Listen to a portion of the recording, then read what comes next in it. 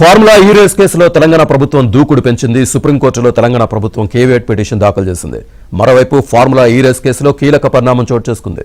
Search warrant కోసం court అనుమతిని ACB తీసుకుంది. కేటీఆర్, ఐఏఎస్ అరవింద్ కుమార్, బేలన్ రెడ్డి నివాసాల్లో తనిఖీలు చేసేందుకు సెర్చ్ వారెంట్ జారీ చేశారు. ఈ నేపథ్యంలో ఏ క్షణంలో అయినా సరే కేటీఆర్ ఇంట్లో ఏసీబీ అధికారులు సోదాలు నిర్వహించనున్నారు.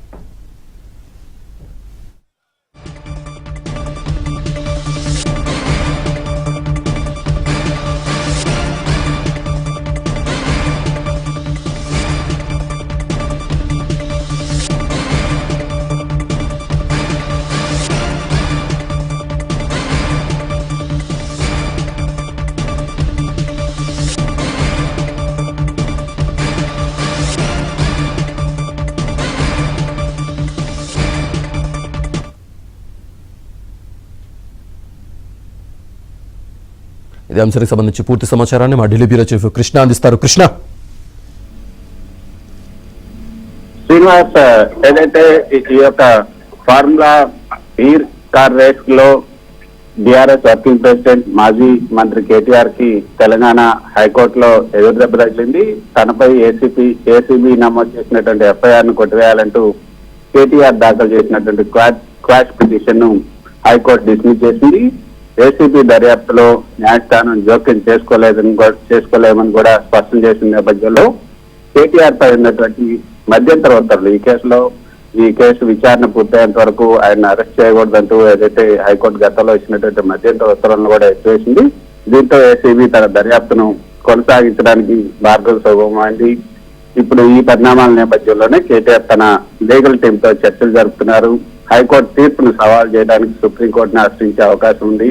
అయితే దీనిపైన ఇంకా ఎటువంటి అధికారిక ప్రకటన అయితే వెలువడలేదు. కానీ ఈ కేసులో ఏసీబీ దర్యాప్తు కూడా మరోసారి కొనసాగుతుంది. కేటీఆర్ సహా ఇతర నిందితులను విచారించడానికి ఏసీబీ సన్నద్ధమవుతున్న నేపథ్యంలో ఒకవేళ సుప్రీంకోర్టును కనుక ఆశ్రయిస్తే సుప్రీంకోర్టులో ఈ యొక్క కేవేట్ దాఖలు తెలంగాణ ప్రభుత్వం కేవేట్ కూడా దాఖలు చేసింది.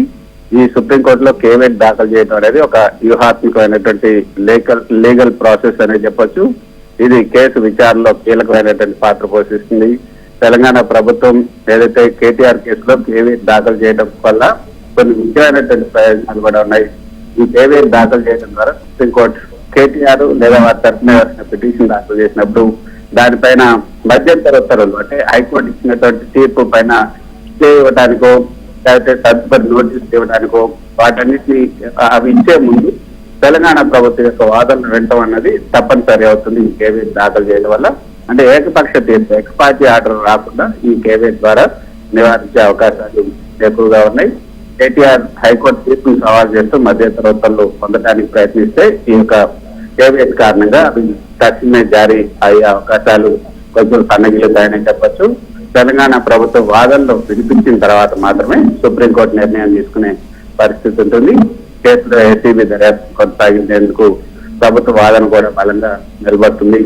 ఏదైనా నిర్ణయం తీసుకునే ముందు ప్రభుత్వం వచ్చే న్యాయపరమైనటువంటి ఆర్గ్యుమెంట్లు ఏవైతున్నాయో వాటన్నిటిని కూడా పరిగణలోకి తీసుకోవాల్సి ఉంటుంది. శ్రీనివాస్, కృష్ణ, ముఖ్యంగా కేటీఆర్ ఆల్రెడీ పార్టీ నేతలతో సమావేశం కావడం ఇప్పుడు హాట్ టాపిక్ గా మారింది. వాళ్ళు కూడా సుప్రీంకోర్టుకు వెళ్తే కొంచెం ఉపశమనం దొరుకుతుంది. ఈ లోపు కేటీఆర్ ని అరెస్ట్ చేసేందుకు ఏసీబీ కనుక వస్తే కష్టం కాబట్టి మనం సుప్రీంకోర్టుకు వెళ్దామనే ఒక ఆలోచన తీసుకునే లోపే గవర్నమెంట్ ఆల్రెడీ డెసిషన్ తీసుకుంది. సో ముందు ఎటువంటి పరిణామాలు జరిగే అవకాశం ఉంది?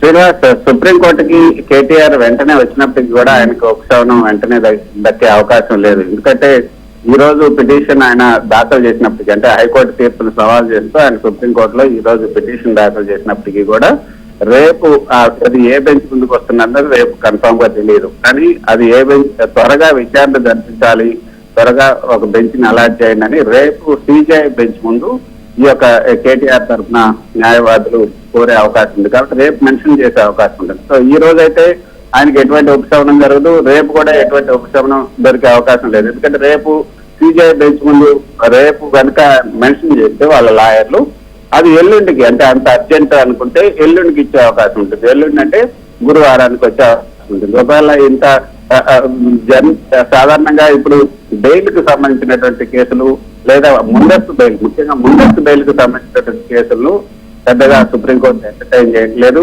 అసలు హైకోర్టు ఇచ్చినటువంటి బెయిల్ ను రద్దు చేయటం కానీ, లేదా హైకోర్టు బెయిల్ ఇవ్వకపోతే వాళ్లకు సుప్రీంకోర్టు బెయిల్ ఇవ్వటం కానీ ఈ మధ్య కాలంలో చాలా తక్కువ కేసులే ఉన్నాయి. కాబట్టి అక్కడ బెయిల్ ని కొట్టేశారు కాబట్టి, ముందస్తు బెయిల్ ను క్వాష్ పిటిషన్ కూడా కొట్టేశారు కాబట్టి దానిపైన సుప్రీంకోర్టు పెద్దగా అర్జెంట్ విచారణ, అత్యవసరంగా దీన్ని విచారించాలి అని కనుక భావిస్తే ఒకవేళ గురువారం రావచ్చు, లేదంటే శుక్రవారం అయినా రావచ్చు, లేదంటే వచ్చే వారం రావచ్చు. అంటే శుక్రవారం వరకే ఈ యొక్క సుప్రీంకోర్టు సెలవులు ఉన్నాయి. శుక్రవారం తర్వాత సుప్రీంకోర్టు సెలవులు, ఈ యొక్క పండుగ సెలవులు ఉన్నాయి కాబట్టి సంక్రాంతి సెలవులు, మళ్ళీ వచ్చే వారం దీనిపైన విచారణ జరిగే అవకాశం ఉంటుంది. కాబట్టి వెంటనే ఈ రోజు కానీ, రేపు కానీ, ఎల్లుండి కానీ 3 రోజుల్లో పెద్దగా ఆయనకు ఉపశమనం దొరికే అవకాశం లేదు. కాబట్టి ఈలోగా ఏసీబీ తను చేయాల్సినటువంటి దర్యాప్తు చేయొచ్చు. హైకోర్టులో ఆయన అరెస్టుకు కొంత స్టే ఉంది కాబట్టి, అంటే ఆయన అరెస్ట్ చేయొద్దు, దీని విచారణ పూర్తయ్యేంత వరకు అంటూ మధ్యంతర ఉత్తర్వులు హైకోర్టు ఇచ్చింది కాబట్టి ఆయన అరెస్ట్ చేయలేదు ఇంతవరకు కూడా. ఇప్పుడు దానికి సంబంధించినటువంటి అడ్డు తొలగిపోయింది కాబట్టి ఏసీబీ దర్యాప్తు చేయడం కానీ, సోదాలు జరపడం కానీ, అవసరమైతే ఆయన అరెస్ట్ కూడా చేసే అవకాశం ఉంది. వాళ్ళకి 2-3 రోజుల సమయం అయితే ఈ సందర్భంగా దొరికిందనే చెప్పొచ్చు. రైట్.